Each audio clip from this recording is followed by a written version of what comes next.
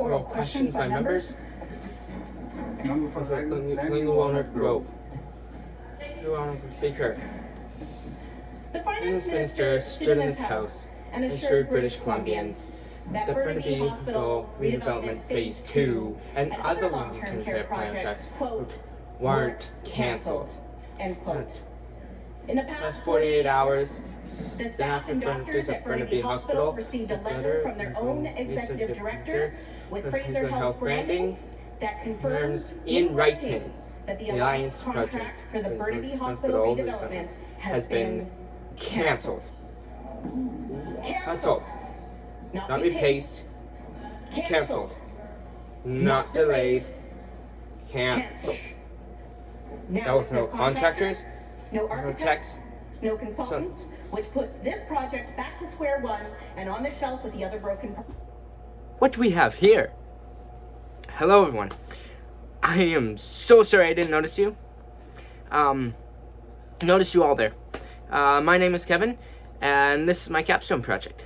I've had a blast working on this project, meeting with many people, and just the experience that it brought me. My question is, how can I develop the skills needed for a successful career in politics? And in this video, we'll cover topics like challenges we'll all face in the world of politics, policies, and what are they, the research I did, who I met with, how to get involved in politics, and lastly, the qualities and skills for a successful career in politics.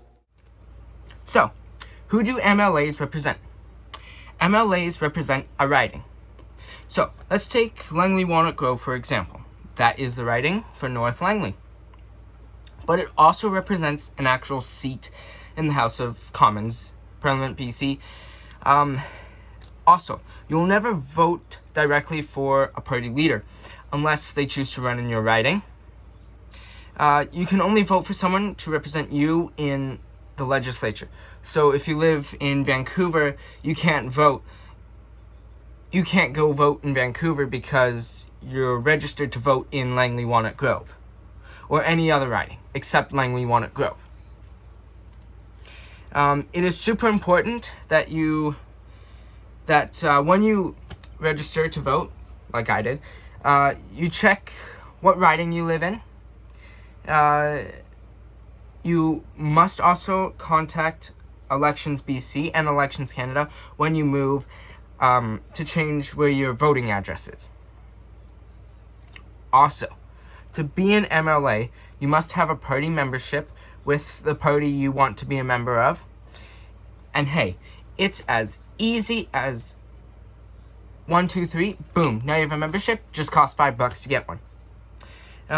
With a party membership, you can vote in things like leadership races.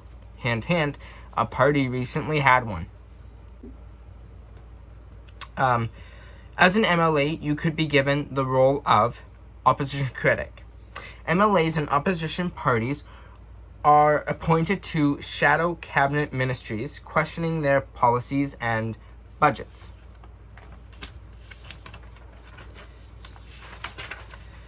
Committee member, participating in specialized parliamentary committees such as finance, social services, to review legislation and to scrutinize government operations. Speaker of the House, natural role chosen by the legislature assembly to proceed over proceedings, maintain order, and manage the legislature. Caucus chair / member, supporting their political party by contributing to policy development, strategy, and caucus meetings. A private member, an MLA who is not a cabinet minister or party leader, focusing on introducing their own bill, their own legislation, private members bill, and committee work. Constituency representative, meeting with local residents, advocating for local projects, and assisting constituents with government services. Challenges we will face: housing affordability and homelessness, high cost of living, inflation, healthcare system strain, economic uncertainty, and job growth. public health and crime, government debt and taxes, and environmental concerns. And the fact that all of British Columbia is controlled by a bill called DRIPA, mainly the Interpretation Act. The DRIPA is called the Declaration on the Rights of Indigenous Peoples, which directly affects private property rights when a land claim is thrown at the government. For those of you who think inflation is just government spending too much, you're not entirely wrong. But it's also measured by how much the goods and services general price rises each year. So hang on a second. Here, so let's take this Thomas toy for example here. If this Thomas cost me $5 last year, with an inflation rate of 5%, it would now cost me around $5.12. Now I'm not sure if I did that all right. I did my calculations on the calculator from the Bank of Canada, which is an inflation calculator you could use. It didn't give me an option to put the inflation rate I was using. But you get my point. Inflation is a big problem. As years go by, the more expensive things become. houses. Right now, as most, if not all of you, should know, Canada is in a housing crisis. And that means that it's really a supply and demand issue. It's a supply and demand crisis with homes. Over the past 10 years, Canada's population increased by 4.5 million people. Let's take this graph I found from the Fraser Institute. Since 2010 and 2024, only 455,740 housing units were built, and our population grew by 1,266,431. See the big difference there? If we want housing affordability, we would roughly need 810,691 new homes built. The critic for infrastructure and construction can correct me if wrong at the end. But that's a big problem that we'll face when wanting to buy a home one day. And now, let's not forget, how could we forget this? This is a big one. About the homelessness and drug usage emergency we're in as a province. Yes, you heard me right. Back in 2016, the then government, led by Christy Clark, had to declare a state of emergency with the spike in drug usage, mainly because that's when fentanyl became almost unavoidable in many drugs. And let's not even forget the failed pilot program to decriminalize possession of small amounts of drugs and the safe injection sites. Now,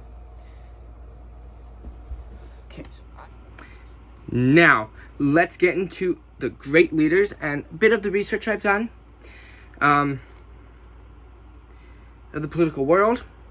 Many of my great politicians, I would say, are Jack Layton, Stephen J. Harper, William Lyon Mackenzie King, Sir John A. Macdonald, Margaret Thatcher, Winston Churchill, Lincoln, John F. Kennedy, F.D. Roosevelt, Clinton, mainly for his fiscal management, not the other things, Obama, Misty Van Popta, Christy Clark, Eleanor Sturkle, and John McCain, just to name a few. Now, what do they all have in common? They listen to the people, fight for what's right, push a way for a path to peace, show empathy, and have strong communication skills. Many of my favorite politicians never back down from what they believe in, even when people whom they would work with told them to back down. And now is the part that I explain who I met with and what I've done to get involved. Here's how I'm going to do this part. I'll tell you who I met with, and then what we talked about. Then we'll go into what I've done to get involved. You ready? Here we go! Move that out of the way for you guys. On September 4th, I met with the 6'7" Premier David Eby. I asked, how does the government plan to build homes, schools, and business on available land? And he said, jobs since we're in a housing crisis. Yeah, great question. So you're in Langley, and one of the big challenge areas that we have in the province is the Lower Mainland, because if you look out window, you see the mountains and the ocean, and then we have the agricultural land reserve, where we've made the decision to preserve land for farming, for food security, to make sure we have enough food to eat. And so between those various restrictions, there's huge demand for land, for jobs for industrial land, for land for housing, and parks and other kinds of amenities that people really like. And so the division of that land is a huge issue and a provincial issue, when normally it would only be a municipal issue. And so for housing, for example, we're trying to encourage municipalities to use the land that we have more efficiently, to make it easier for people to build a duplex or a townhouse, to have more homes on a single family lot without having to go through a full rezoning, which can take a really long time and drive up the cost. And so we passed some laws about that to make that easier. And on industrial land, we have a bunch of sites that used to be used for industrial land, but now they're polluted or they're otherwise unusable. So how do we bring that land back and use those brownfield sites for industrial land? And on the agricultural land reserve, we're working with farmers and others to allow more food processing to take place on agricultural land, which will take some pressure off industrial land, because the food processing, whether it's making a salad or yogurt or jams or whatever out of BC products, can actually happen within the ALR, and the farmers can have some control over that and create more jobs out of our agricultural sector. So it's complicated, but it's a really important question. So we have a role at the province, and so do the cities. Interesting question. Good start. And now, let's get into the best MLA. Was the MLA for Langley Walnut Grove, Misty Van Popta. She's the critic for infrastructure and construction, where I asked her how she would get major projects done and on time and on budget. Good question. That is something that I am spending the last year doing, and I'll still continue doing, is learning from the industry what is not working. It's hard for me to know why, from a bureaucratic level, things are not working very well on project delivery. I know from personal experience, coming from the construction background, what I would do, but it's hard to know what policies are in place.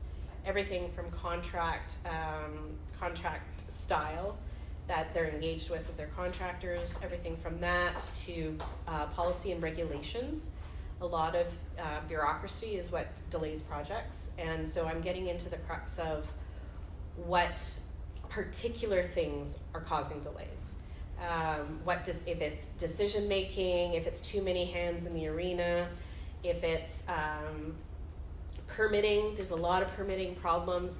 But again, we can talk about permitting, but it's not just building type permits.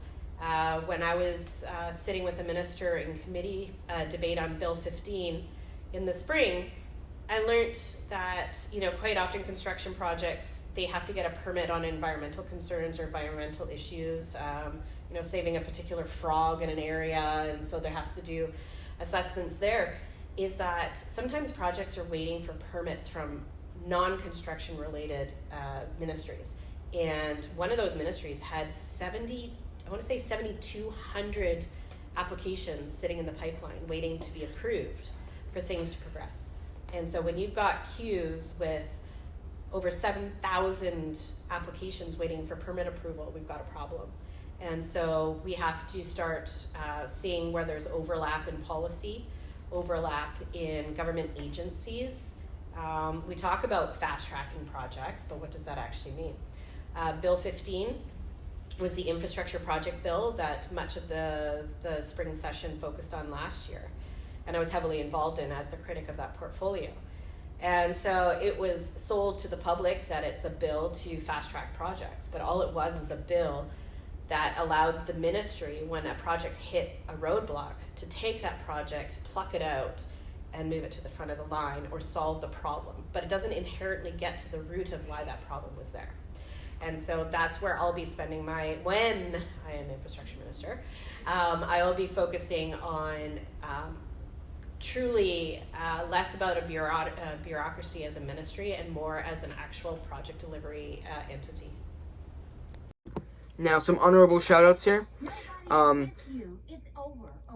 I met with my political studies class back in, I believe it was October, September, something like that. I met with, my class got to meet the MLA for Langley Abbotsford, Harman Bangu, former MP and an NDP MLA candidate, John Eldag, and MP Liberal candidate for the riding of Cloverdale, Langley City, Kyle Latchford. Now, let's get into what I've done to get involved in politics. First thing I did was I slid into the Instagram DMs of my MP, Tamara Jansen, and then I went door knocking for her campaign during the federal election. Then I slid into the DMs of another politician. This time it was the candidate to be an MP. He lost. His name was Kyle Latchford. And like for Tamara, I went door knocking for him too. I also went to a Mark Carney rally. So, here's how to get involved more. You can find a problem in your community that you believe that your mayor and your council aren't addressing. Reach out to find a solution. And right behind me is the intersection of 72nd and 194A Street. Now, they were widening it, or I presume they were widening it, so if they are widening it to 4 lanes on each side, 2 lanes to each side, so make it a 4-lane road, the problem is you got people, mainly our generation, being distracted by these things, the cell phones. Yes, that's a very old cell phone.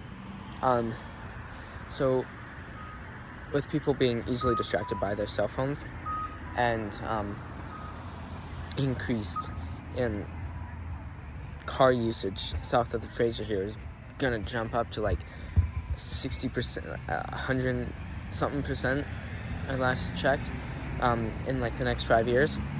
And so with that in mind, people speed, easily get distracted, and just down the road is an elementary school. So I reached out to the mayor and council of Surrey. Now I get that this is most likely an SD35 problem, but I responded anyway, in hopes that one person would respond. I got 0 responses. No one responded to my email. So that was quite interesting. So I don't really have a solution to this problem, but the effort counts. Now it's time for the big tie-in. What skills do I need to have a successful career in politics?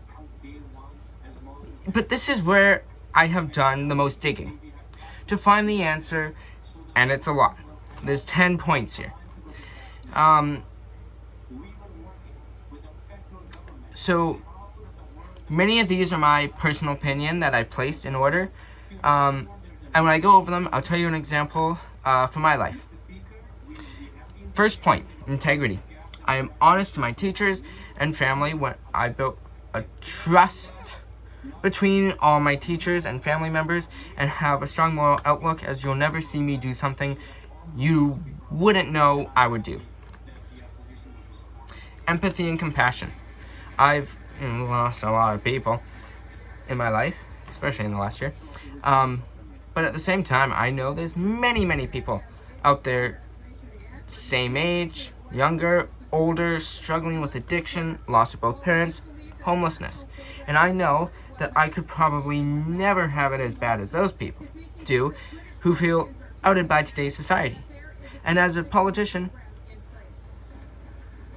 I do my very best I can to help those who need it most. Effective communication. Now, as someone who doesn't like talking in front of big crowds, that's something I have to get over. I have to overcome. But at the same time, when you know me long enough and I know you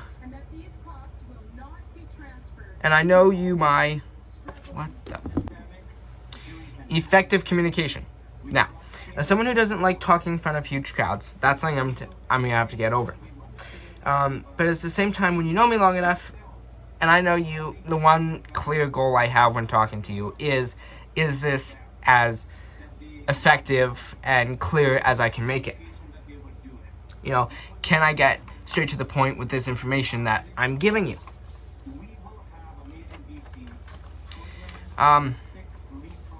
Number 4, decisiveness. This one was quite interesting. So I was going to do a PowerPoint, and then I moved one thing, and the whole thing was, put it frankly, effed up. It was messed up. So I'm like, screw it, I'm gonna do a video. First script I left at home one day, and I'm like, okay, I'm gonna redo it. I'm gonna redo a script. And then that one felt dull. So I added a bunch of information, and then I'm like, well, I'm lost in this now. So then I restarted it, and like, okay, I'm losing this one. I'm losing interest in this script. So the final script I'm reading off of was done on May 5th, and this is the one in the video. Number 5, vision. If you know anyone who has a dream, you know that their dream is their vision. And as someone who has a few dreams, I need a clear vision for all of them. Like my dream of hopefully becoming premier one day. I need a clear vision for my party MLAs, party members, policies, spending, and our beautiful province of British Columbia. Number 6, humility. Humility.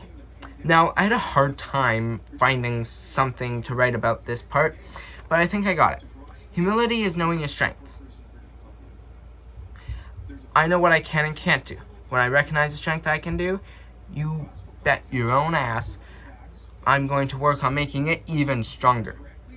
Because why focus on something you can't do? Eventually you might be able to do it one day, but right now, you're going to want to focus on your strength. It's having a choice to put others before yourself. As someone who has seen people on the downtown east side, it hurts to see them like that. As a person who you go to the downtown east side, you see people openly struggle with addiction.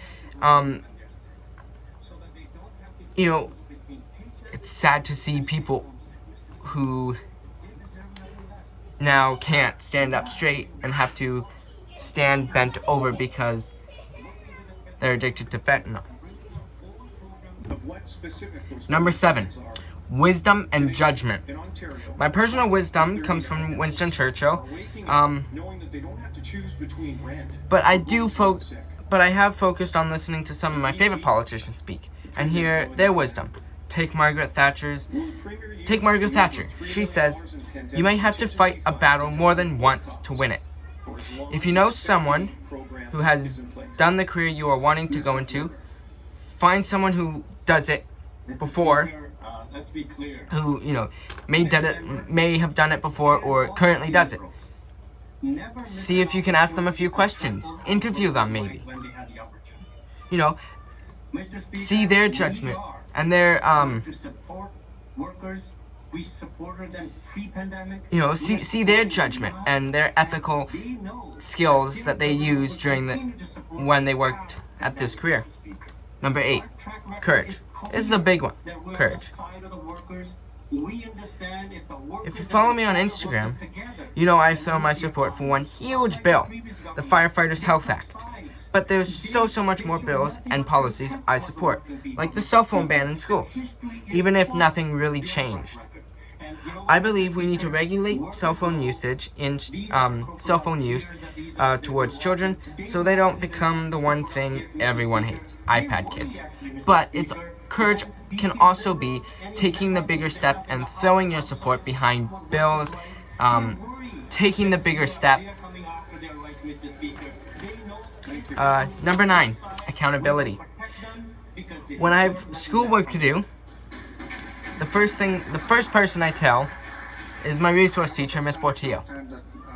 Why? Because it's not only me who has to say, hey, I have work to do. I know Miss Portillo will be breathing down my neck, waiting for me to grab my workout so she can look over it. Now, if I don't tell her and I know I have work to work on and I don't work on it, I was told that she would hunt me down. Anyway, on to the next skill. Number 10, drive and commitment. When I show up for work, I have a commitment to work and drive to do my very best. When I had all those meetings with the MLAs, I had drive. Why? Because I am committed to politics. I just want to say a huge thank you for all who listened to this half an hour rant of me talking about politics. Thank you for listening, and just something that people find boring in their lives. We are Charlie Kirk.